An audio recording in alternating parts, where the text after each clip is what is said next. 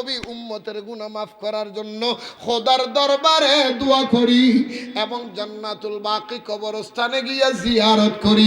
জোরে বলেন সুবহান। জান্নাতুল বাকি কবরস্থানে কি করে? আরো জোরে বলে কি করে? কবর জিয়ারত করা জায়েজ না না জায়েজ? আমরা কি কবরে জিয়ারত করি না পূজা করি? কবর জিয়ারতকে যারা বলবে কবর পূজা মাজার পূজা, সাথে সাথে ওই মৌলবীর ঈমান চলে যাবে। কারণ হাদিসে পাকের মধ্যে কবর জিয়ারতের নামে একটা অধ্যায় নকল করেছেন, বাবু জিয়ারতি কুবুর। কবর জিয়ারতের ডাইরেক্ট একটা অধ্যায় আছে। সেই কবর জিয়ারতকে যেই মৌলবী বলবে কবর পূজা, সাথে সাথে ওই মৌলবীর ঈমান চলে গেছে, তার জন্য তওবা করা ওয়াজিব হয়ে গেছে।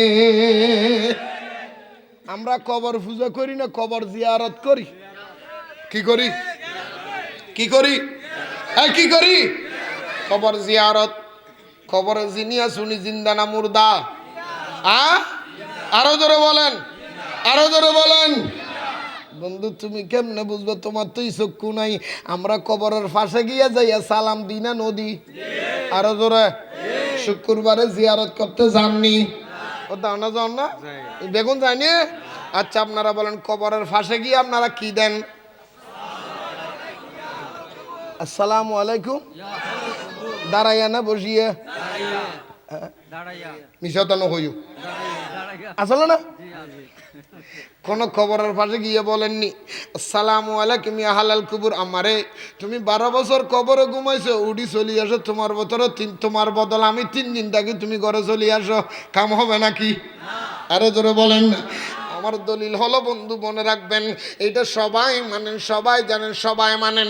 কবরস্থানের মধ্যে গিয়ে আপনি সালাম দিচ্ছেন আসসালামু আলাইকুম ইয়া আহলাল কুবুর। আপনার কাছে প্রশ্ন, আপনি যে মারা সালাম দিলেন, বাবারা সালাম দিলেন, ওনারা কবরস্থানের মধ্যে শুনছেন, আপনি কেন সালাম দিলেন?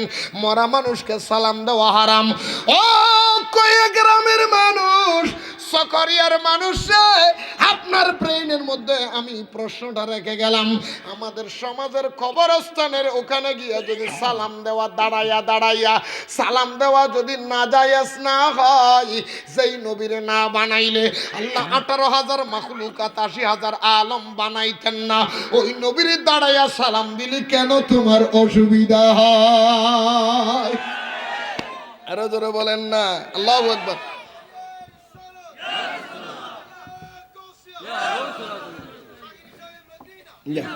একই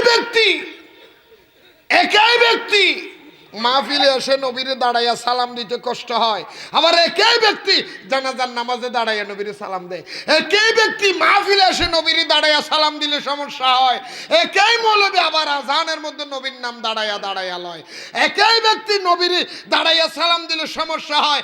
একই ব্যক্তি আবার মসজিদে খুতবার মধ্যে দাঁড়াইয়া সালাম দেয়। খুতবার মধ্যে নবীর নাম নাই? এই নবীর সালাম নাই? এই কথা বলে নাই?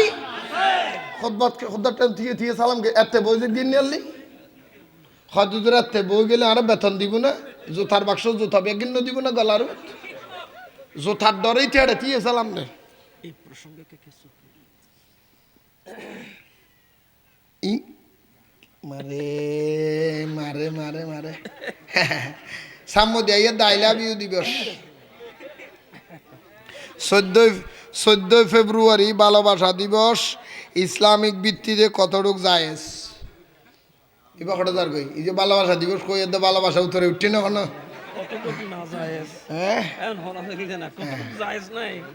আল্লাহ আমাদেরকে হেফাজত করুক।